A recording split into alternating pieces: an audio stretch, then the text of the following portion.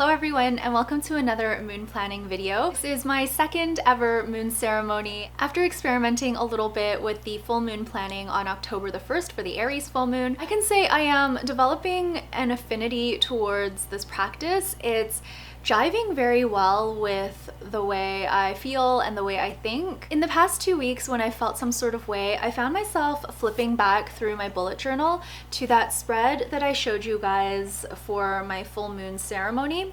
And depending on where we were in the calendar, I would look at what phase of the moon we were in, and I would read what I wrote and maybe write a little bit more because I left space to add some additional thoughts. I would also read about the tarot card that I pulled and a few of the things that I gathered from various resources on the internet, and often it would give me a little bit of perspective as to why I was feeling the way I was feeling. And I found when I gained that bit of perspective, I was able to let it go a little bit more in times that I felt maybe angry or frustrated or impatient or any sort of way. Even when I felt like I wanted to let go of something or when I was feeling particularly motivated, I would look back on what I wrote and just have a little bit of context as to why I might be feeling that way. And I found it was often in line with the energy of the universe, which was really interesting, and maybe like natural cycles and things like that. So I'm very interested in continuing with this practice for the rest of the year. On my last video, one of you guys actually recommended this book to me, Moonology, and I went ahead and borrowed it from the library, and I've already read the entire book, or at least the parts that pertain to what's happening with this particular new moon. I was a little bit more intentional this time with my ceremony. I had some crystals out, I lit a candle, and I just made the time and space for it. I let my husband know that I would be doing this for the next few hours or so, and I just kind of got into a groove.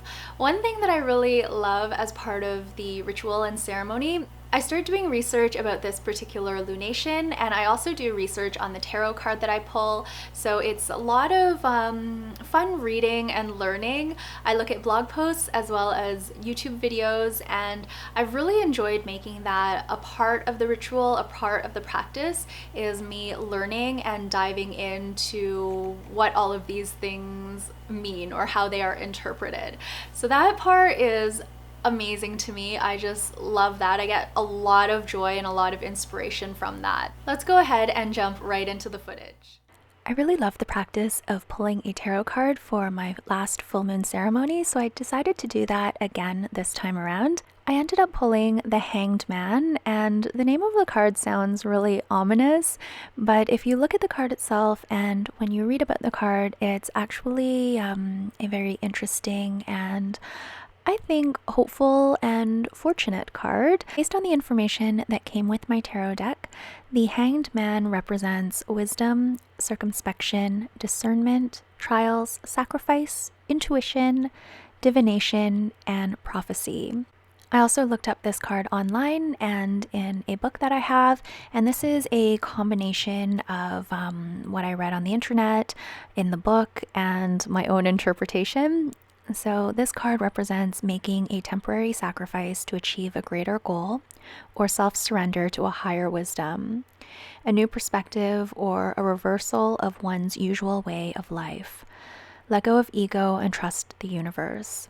This may be a period of indecision, but there exists wisdom and the ability to prophesy to some degree. If you look at the facial expression of the person on this card, the expression is calm and serene. It's quiet contemplation, if you will, seeking a new perspective perhaps, or looking at things differently perhaps. You get a sense that he wants to be there, he's not forced to be there, and he's just there reflecting. He's also got this golden halo around him, which signals awareness and insight. So overall, I thought this was a really interesting card that I pulled in this time of my life. It does resonate with me very much so, just based on the situations in my life at the moment and the way I'm feeling about life itself. So I thought this was a great card. I was very happy with this one, and I feel like I can come back to it over and over again in the next 2 weeks and read the words, and it will always give me something in return, some perspective. Now, I wasn't about to draw the card again because it took so long last time, but this time I decided I would trace as much as I could, but it turned out I couldn't see much of the card through the page in my bullet journal. So I got a general outline for the main parts in the card. It actually helped a lot, and it made the drawing go that much faster. So I had the general outline and the gist of where the knees went and where the head was and where the elbows went, and then I just went ahead and filled in the rest. And even though it is a lot of work to draw and color in, I knew I wanted to because it's just such a beautiful part of the spread. It's very visual, and I like looking back and actually seeing the card that I pulled without having to go search for the card itself. So now let's go ahead and talk about the Libra new moon. So again, this is all information that I either read online or I watched in a YouTube video. So this new moon is interesting because there's a lot of challenging dynamics at play. I read that the new moon is opposite Mars, which causes irritation, anger, impulsiveness, and hostility. It's also square with Saturn, which causes delays, restrictions, disappointments, and frustrations. It's also square with Pluto, which causes intensity, extremism, and a ruthless quest for power. And all of this may ring very true for you right now if you're in the same place that I am, with just a lot of anxiety about what's happening in the world in terms of politics and racial inequity, just the general disharmony and divisiveness, polarization that's out there. So this is something that is still weighing on my mind a lot, and I anticipate it will continue to weigh on my mind. I also included some information specific to my own astrological sign in this section here. I'm a Gemini, Gemini rising, and in this section I researched a little bit about what Mercury retrograde means for me in the coming month or so. So I'm not going to go into detail here because that's very specific to myself, but I wanted to start with the actual planning part of this ritual, which is always so exciting for me. So the new moon on October 16th was again yesterday, and yesterday I decided I would focus on my dreams because a new moon represents a blank slate. That's the time to make your wishes, to dream, to set your intentions and your goals. So I have a dreams section that I filled in on October 16th. One YouTube video that I watched said that this is a particularly good new moon to set some sort of dream for humanity. So that's what I did here. I really do wish for harmony, more compassion, understanding, kindness, and empathy, both for humanity and in my own life. I, of course, have some specific goals that I want to achieve during this lunar cycle, and I've listed those here as well, mainly to do with my personal projects, although I do have a lot of stuff on the go for work as well. I just didn't have the space to list them all out here, and I have lists in other places. I wanted to have a main feeling as well that I want to manifest, and that's one of inspiration. I just want to keep being inspired and just keep my forward movement and momentum. After the day of the new moon, we enter into the waxing crescent phase. And this time is really for taking action and sticking to plans. So I used a box that I entitled Courage in order to represent that. So this is where I asked myself, what actions am I taking to align with my wishes, dreams, intentions, and goals? How can I build my courage and determination to focus through with my plans?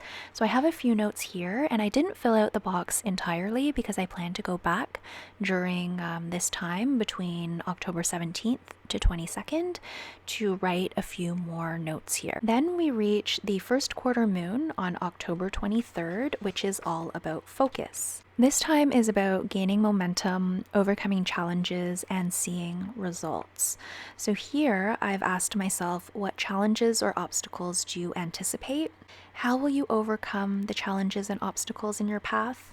And in what ways will you recommit to your dreams? So here I've only written in, again, a little bit because I wanted to leave room to fill out the rest of the box on October 23rd when I flip back and take a look at how I'm doing. And I am expecting this time to be really challenging for me because I've got lots of work deadlines coming up and projects that I need to do, work tasks.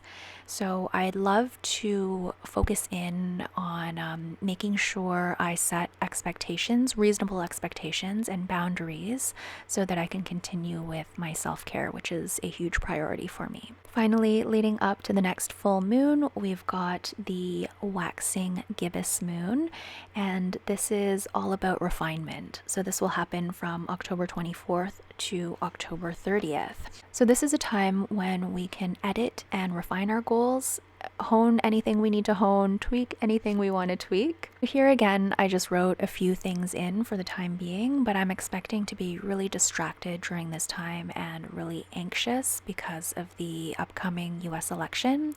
It's a couple of weeks from now, but I'm already pretty sure that I'm going to be following along with the news pretty closely, watching the news and also keeping an eye on Twitter, which probably for self-care I should limit my time consuming this type of media, but I just have a feeling I'm going to be really distracted and anxious. So looking ahead, I hope during this time that I will be able to come back to these pages and look at what I set out to do on October 16th when I did my new moon planning.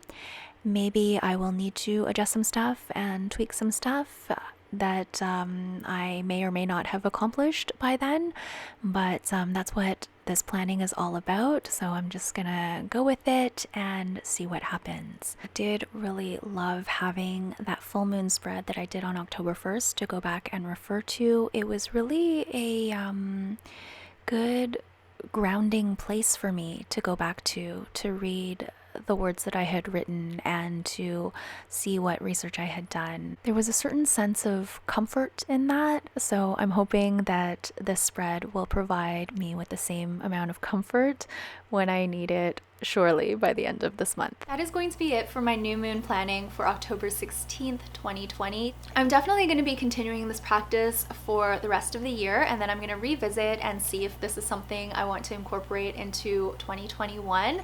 Thank you all so much for watching this video. If you have a moon ceremony or a full moon, new moon practice that you do, or any sort of planning, actually, I'm very interested in the way people plan and organize their lives. I'd love to hear down below if you have any other recommendations for me, websites, links, books, anything at all. I am so eager to learn more. I'm really feeling like I'm tapping into my spirituality again, and it feels wonderful. It feels like I'm coming home.